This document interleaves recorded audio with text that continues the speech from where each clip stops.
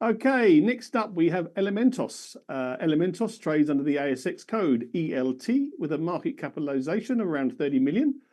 Elementos is committed to the safe and environmentally conscious exploration, development and production of its high-grade tin projects. Elementos owns two world-class tin projects with large mineral resource bases and significant exploration potential in mining-friendly jurisdictions. Presenting for the company today, we have Elementos MD Joe David. Joe, welcome back, and please take it away. G'day, Paul.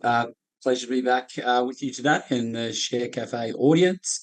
If you guys just flick forward a couple of slides, this is a presentation which we released onto the stock exchange last week, but there's obviously the usual disclosure documents at the front. What I'd just like to touch on first is where our company is going and the momentum we're currently building. So as of last week, we announced the market that our flagship project in the south of Spain, in Andalusia, is back on track in terms of its regulatory pathway with the government. And we've got a very clear development pathway forward, which puts us in a position to have the primary approvals for the project in hand by the end of next year. As aligned with that, we've restarted our definitive feasibility study, and we're forecasting to complete the feasibility study by the end of this year, which will be great for our shareholders. So that's to do with our Oropesa project in Spain, and then we have our other asset in Tasmania, which is an old historic tin mine that we're currently drilling out. It's already got a large resource, tin and copper there, but we're drilling it not only for tin and copper, but a very large looking tungsten resource that we have at depth, which we want to define further. The tin market is absolutely hammering right now. For anyone that follows commodities and base metals, you'll know that tin has been the number one performer in that time. We're up about 42% so far this year. And in April, we went as high as about $35,000 on the London Metals Exchange. All our technical studies have been done at about a price of 30,000. So substantially above what we require and will be the basis of our feasibility studies, our project. And then I was just last week at the International Tin Association conference up in Malaysia, and it was reiterated over and over there with the entire industry in place that there is not enough tin. Tin has been underinvested for about 30 years. Tin is the critical element in solder, which means it's critical in every single electronic application. There is not enough. There's substantial deficits forecast, which I'll go into in the forthcoming slides. So next slide, please. So just quickly, I've touched on a few of these things. We have two assets. Our flagship asset is in Andalusia in the south of Spain, which is a very major mining region with very large copper mines and very pro-mining. We've got a 20 million tonne resource there. Of 95% of that's already seeded and measured and indicated. The heavy technical work has been done there, and we're moving through, as I said, to the final stages of permitting and completing the definitive feasibility study. So the heavy costs of acquiring the data have been achieved. Also, our Tasmanian project, we have the drill rig running down there right now, spinning as we speak, and certainly looking to further define not only the 7.5 million tonnes of tin and copper that we already have in the resource, but get down into the tungsten, of which we have 4 million tonnes already defined, and a 15 to 24 million tonne exploration target, which when we intersect that, we should turn this project into a very substantial global tungsten project, as well as it already is on the tin copper side. Next slide, please. So I don't expect everyone on the call to be au fait with tin, but tin is a very critical mineral. It is classified as critical or strategic by nearly every major economy around the world, and certainly by a number of them that are chasing critical minerals in a very progressive and pragmatic way. There is no tin supply in North America. There is no or very, very little tin supply in Europe, where our major project is, as well as a lot of the major tech hubs around the world. Next slide, please. What is tin used for? Tin is used for everything important in the world. The electrification story, anything to do with automation, anything to do with electric cars. tin is going to play a role. Tin is the critical electrical contact in solder. It makes up about 95% of all global solders since lead was removed about 10 years ago, and will continue to play this critical role. It is not substitute, it has no substitutes at the moment, and based on the small quantity that is in each electrical circuit, it really is inelastic. Demand is inelastic to price, and it looks like the demand for tin will continue to grow even when the price increases. Next slide, please. Talking about the price increase, and previously referenced, we've gone up about 42% as the deficits really start to hit. This is both a supply and demand story. The historic supplies of tin are running out. There's major supply issues from the second and third major producers, being Myanmar and Indonesia, as well as demand is kicking for the reasons I've previously spoken about. Semiconductor sales are starting to rip. And in addition to that, everything electronic uses tin, and clearly that is a growing market. Next slide, please. So critically, I'll fly through these slides here, but you see on the slide on the left there, there is very little tin supply in Australia, virtually none in Europe, and the other one missing is there's absolutely nothing in North America. So critical economies, major global economies need their supply of tin, and we plan on playing a critical role in that. The chart on the right just shows that the major suppliers over the last 30 years are also dropping off, and there's major supply issues in the historic supply industry. So demand's going up, supply's dropping away, and there's no supply in the two regions of which our two projects currently reside. Next slide, please. Again, this is just a data from the International Tin Association, which really highlights this 30 to 50,000 tonne deficit that is presenting itself by 2030. And in addition to that, just for reference, the current size of the current tin market is about 360,000 tonnes. So 40,000 tonnes missing out of 400,000 tonnes by the end of this decade is quite substantial. So new projects like ours are required, and we're very certain the tin price will continue to increase to support bringing on new projects. Next slide, please. So getting into our projects, our major project is the Oropesa tin project in Spain.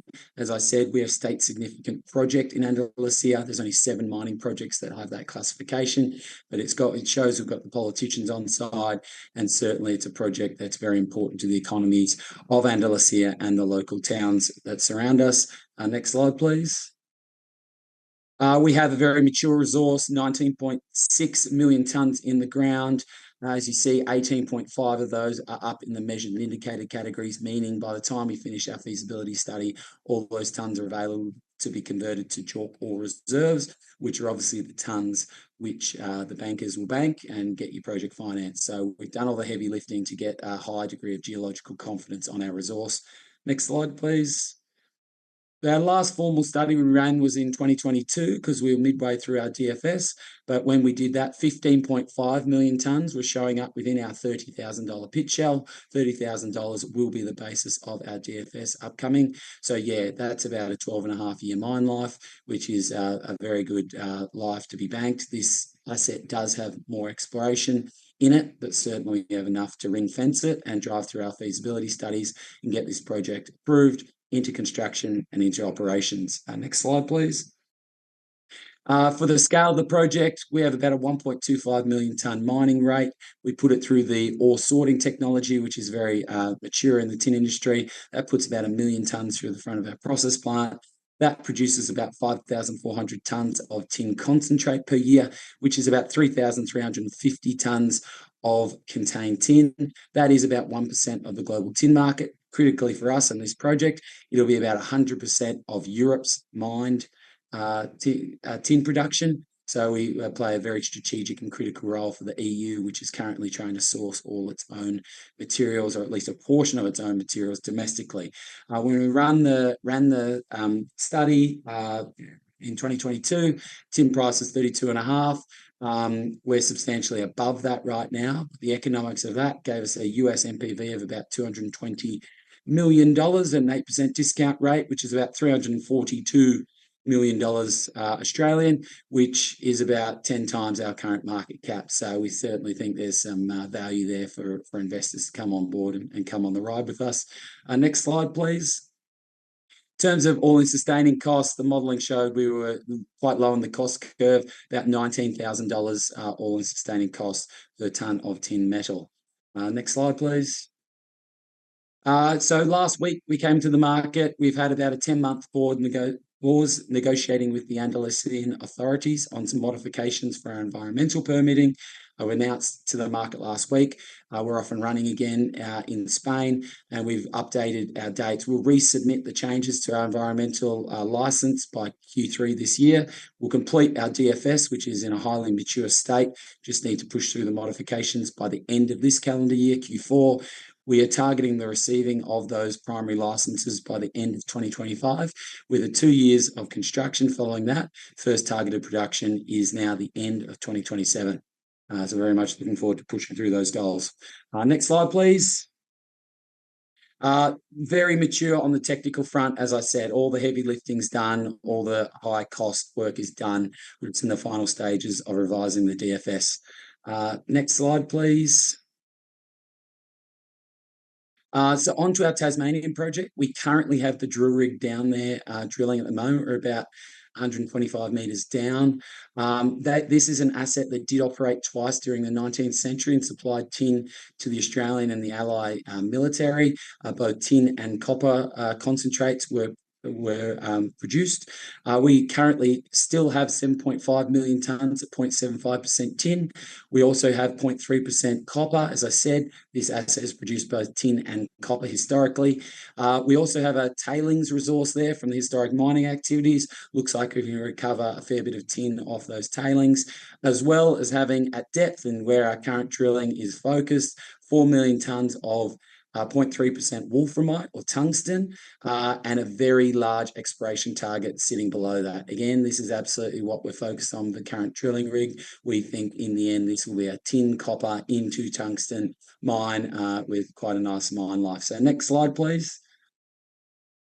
This is the drill hole that I just mentioned, currently about 100 metres down. We are swinging it in from quite wide, but interestingly, we're drilling from the other side of the hill that we have never, that historically hasn't been drilled for, because that was the location of the old process plant.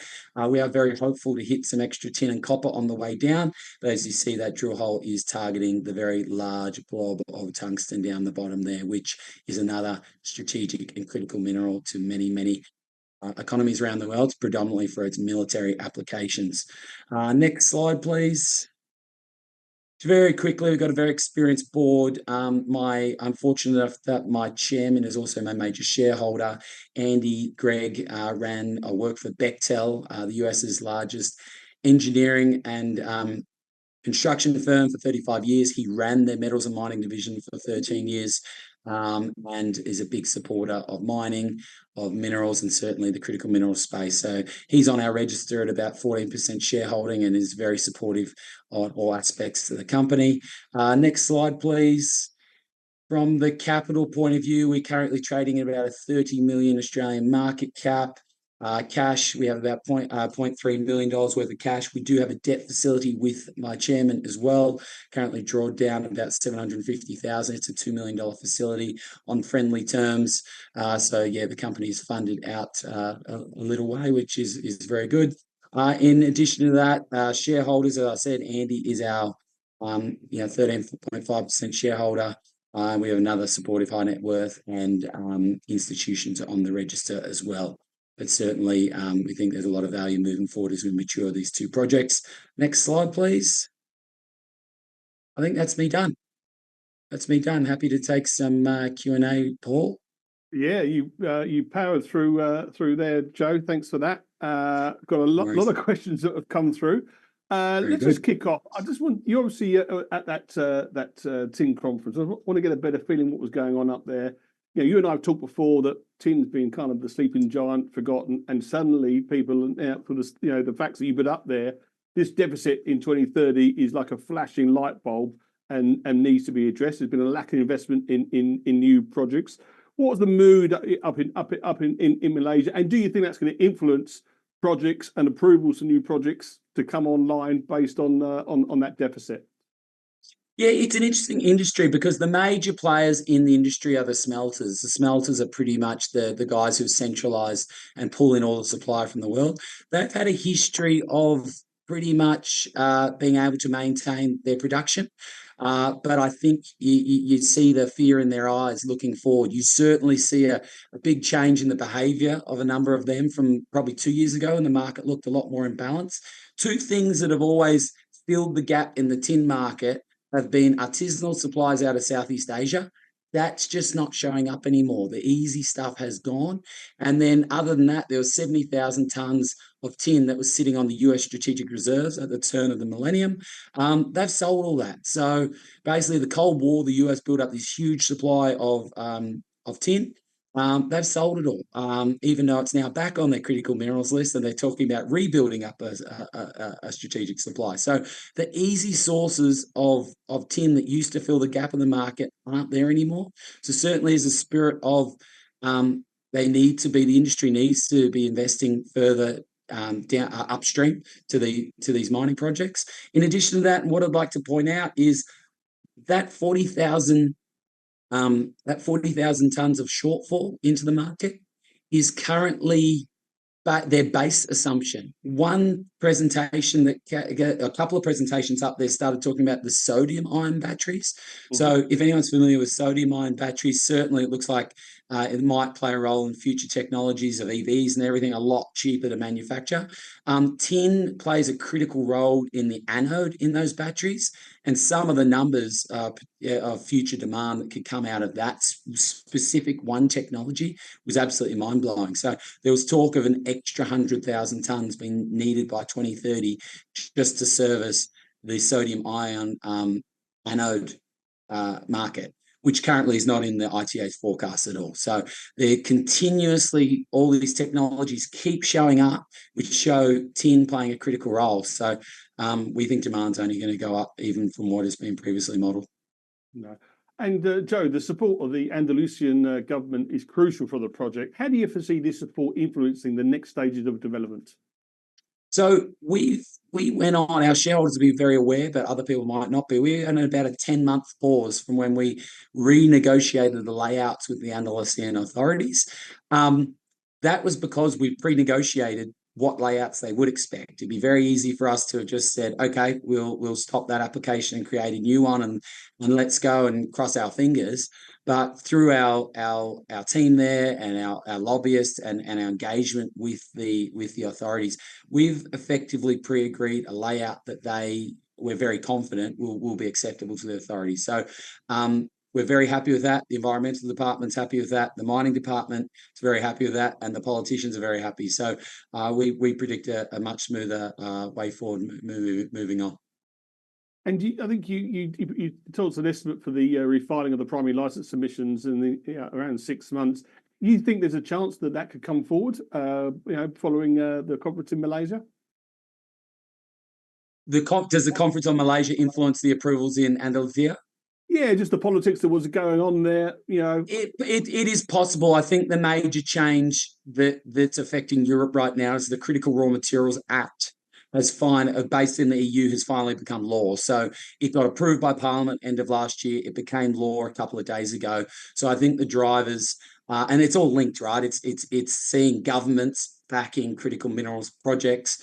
So I think what we're really seeing any extra movement and any speed forward of our approvals in Spain is less to do with the industry and more to do with the EU government and the amazing foresight and I guess somewhat pressure they're putting on the member states in the EU to bring forward their approvals of critical minerals projects that are clearly needed.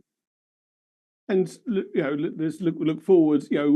Hopefully things get up and running. And where will your concentrate be targeted? Certainly in the early doors, into Europe or as far into US or globally? Our concentrate? Yeah. So the concentrate industry is fairly centralized in Asia. So pretty much you've got the smelting hub in the south of China, which does about 50% of the refined metal. Then you have the Malaysia and Thailand. So really they're the sources for the smelters. Now, I've said publicly before, I said it publicly at the tin market, we are currently looking to smelt within Europe. Now, there's not a solution that presents itself, and certainly one I can talk publicly about yet, but we're working with a number of partners in the area to try to keep our concentrate within Europe.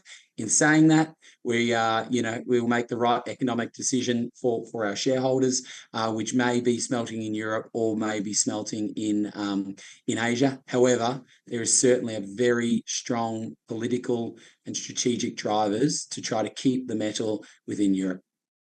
And it's probably just to finish off with just reminding people that's on today that obviously Oropesa is a key project for you. But as you mentioned earlier, Tasmania, you've got some drilling ongoing down there, and maybe some news flow that could be quite significant for the company going forward.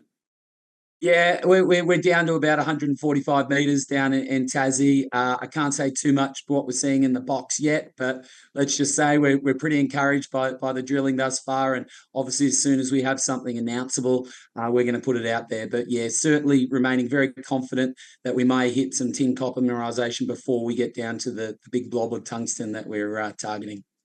Fantastic. Joe, as always, absolute pleasure. Best of luck, and we'll have you back on in the second half. Thank you. Thanks, Paul. Appreciate Share Cafe's time.